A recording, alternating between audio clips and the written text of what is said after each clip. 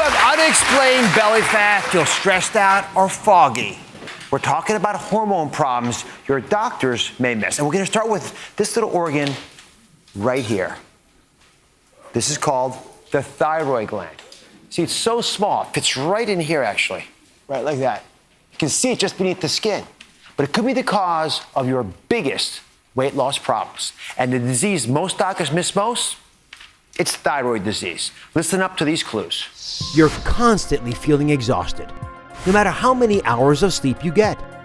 You walk around dazed with a heavy head. You just can't seem to focus. You notice your hair is thinning out and your nails are brittle. And the most frustrating part of all, you eat right and exercise, but you continue to gain weight. Your thyroid may be to blame, even if you've had a blood test and your levels came back normal. Women are 8 times as likely to develop a thyroid disorder, and many of them will suffer in silence because their symptoms will be left untreated.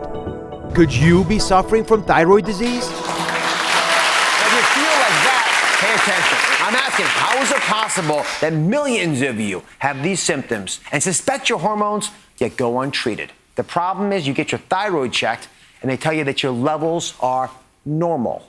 What does normal really mean, everybody?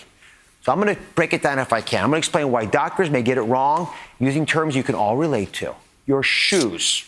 So I've got Jamie and Angela next to me. Welcome to each of you. Hi. Can I ask a personal question? Shoe size? 7.5. 9. So 7.5 and 9. It turns out those are both normal for women. So to show you what I mean about the problems with your thyroids, I want you to just swap your shoes. We'll try it. Let's see how it works. Now notice, it seems like it's a pretty simple thing. They both have normal size shoes, so this should, oh my goodness. That's huge. I'm just sure this. You know, when you have that kind of room back there, you probably wouldn't walk very long. No. And let me see this here. That's not going to be very comfortable at all. You got to squeeze it on, though. You're normal. You're both normal. Not going to happen. I can't. All right. Yet we as doctors will interpret normal as being right for both of you. So we as doctors would say that 7.5 shoe has to work on your 9 foot because you're both normal. And that's the problem.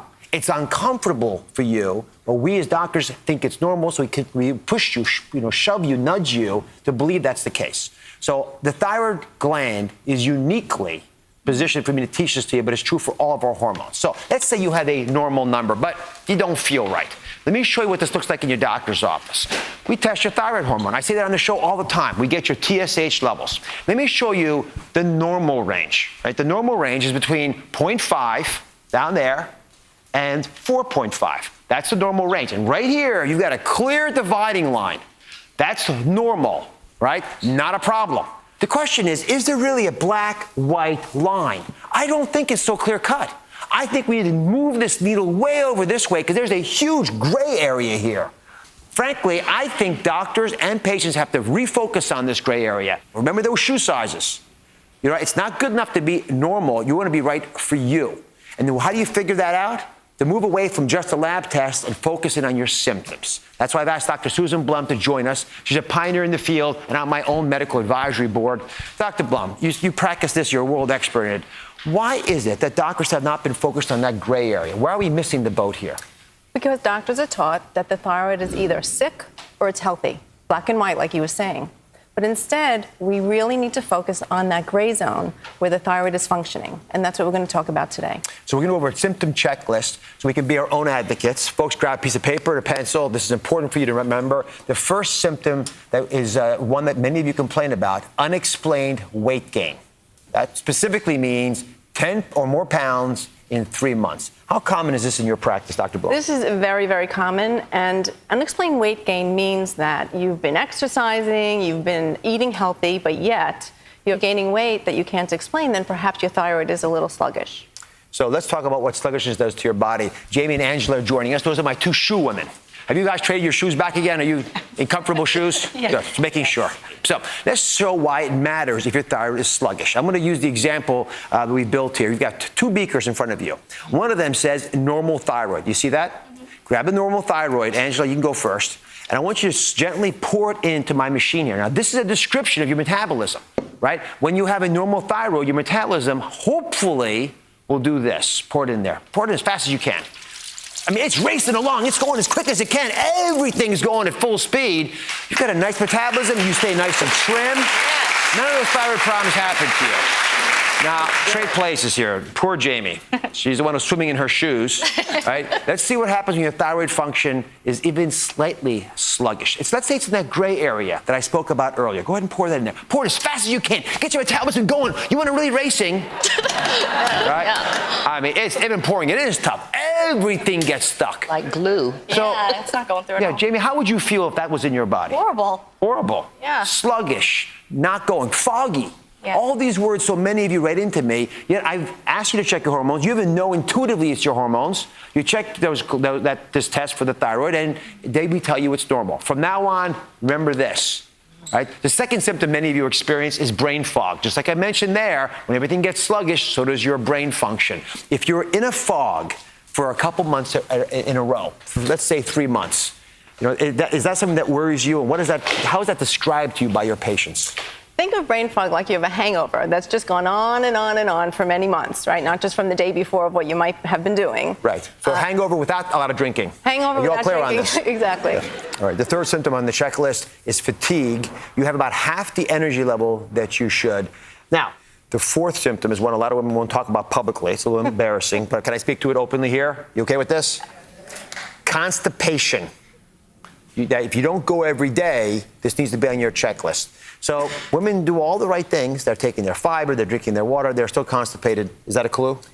A sluggish thyroid, as you saw in the demonstration, a sluggish thyroid will make your whole body sluggish, and therefore your bowels will be sluggish too. Yeah, I'm not going to have a show of hands here, but you know who you are. The fifth symptom on our checklist is you're always cold, and there's an actual very specific way of testing this, everybody.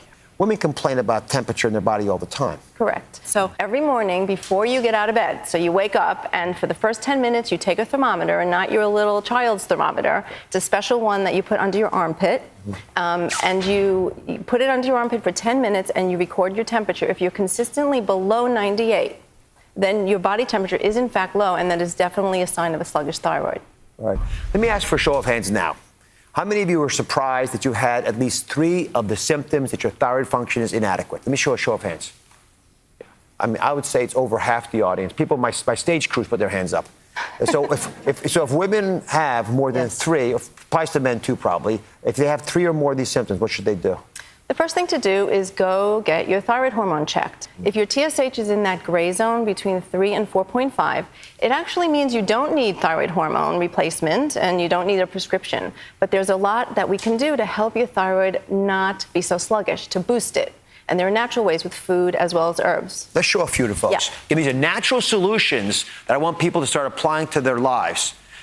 And these are pretty straightforward. There's no excuse for not trying these. And if these symptoms are your symptoms, these are your first steps. So walk me through them. So first of all, the thyroid needs very specific nutrients to work well. Minerals are the most important. So zinc, selenium, and iodine are the 3 most important. So here we have Brazil nuts, which are an amazing source of selenium. The next is iodized salt. And then lastly, we have seeds. These are sunflower seeds, and they supply a really rich source of zinc.